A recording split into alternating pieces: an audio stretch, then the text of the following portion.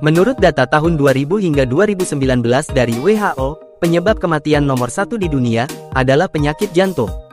Dan 4 dari 5 kematian terjadi akibat serangan jantung atau stroke. Jadi apa itu serangan jantung? Apa penyebabnya? Bagaimana tandanya? Dan pertolongan pertama pada serangan jantung? Simak jawabannya dalam video ini. Tapi sebelum lanjut, saya memaksa kalian untuk mensubscribe channel ini, lalu aktifkan lonceng notifikasi kamu, untuk mendapatkan video edukatif dari channel Ide Primus. Let's go! Secara medis, serangan jantung diistilahkan sebagai infark miokard. Ini adalah kondisi yang terjadi akibat berkurang, atau terhentinya aliran darah ke jantung. Pada kondisi serangan jantung, berkurangnya aliran darah, menyebabkan jaringan jantung rusak, atau bahkan mati. Kerusakan ini bersifat permanen, dalam kurun waktu 30 menit, sejak pembuluh darah tersumbat. Faktor risiko terjadinya serangan jantung adalah hipertensi, atau tekanan darah tinggi, rendahnya kadar kolesterol baik, dan tingginya kadar kolesterol jahat, merokok selama jangka waktu lama, alkoholik, jarang beraktivitas fisik, obesitas. Konsumsi makanan tidak sehat, faktor genetik, atau keturunan. Seiring dengan berjalannya usia, plak, atau tumpukan lemak, dan kolesterol terbentuk di arteri koroner, yaitu pembuluh darah utama jantung, yang menyuplai darah dan oksigen.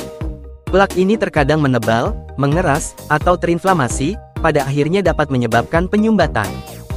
Jika plak ini pecah, maka darah akan berkumpul di bagian pecahan plak tersebut.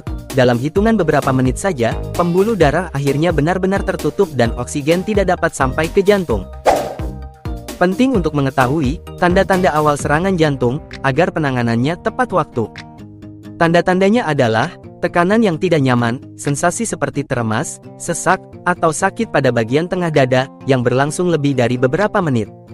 Atau mungkin hilang, dan kemudian kembali lagi.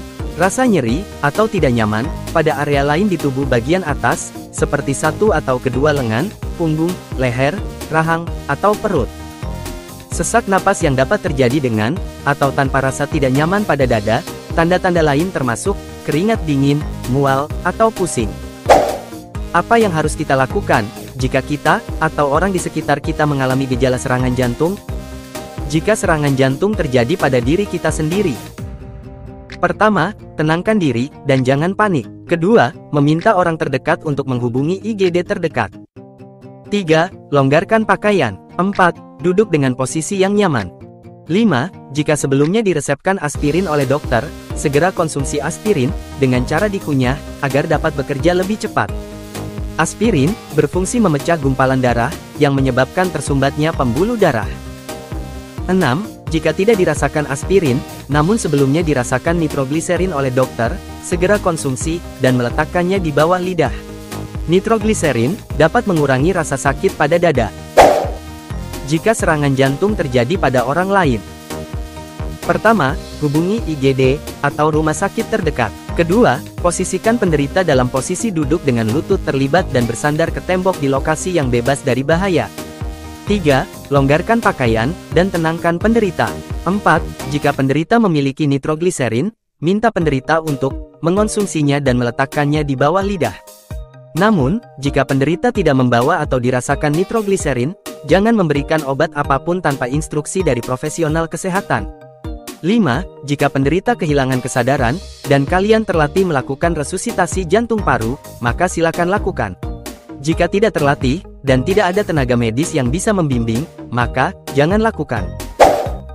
Membantu penderita serangan jantung dengan tepat, dapat membantu menyelamatkan nyawa mereka. Sekian video kali ini, mengingat pentingnya penanganan serangan jantung yang tepat, menurut kalian, perlukah dilakukan pelatihan penanganan pertama serangan jantung? Tulis jawaban, dan pendapat kalian di kolom komentar di bawah, dan jangan lupa untuk like, share, dan subscribe Ide Primus, agar kalian tidak ketinggalan video-video baru kami. Jika ada topik lain yang perlu kami bahas, kalian dapat juga menulisnya di kolom komentar. Sumber yang digunakan dalam video ini, dapat kalian lihat di kolom deskripsi. Terima kasih sudah menonton, dan sampai jumpa di video berikutnya.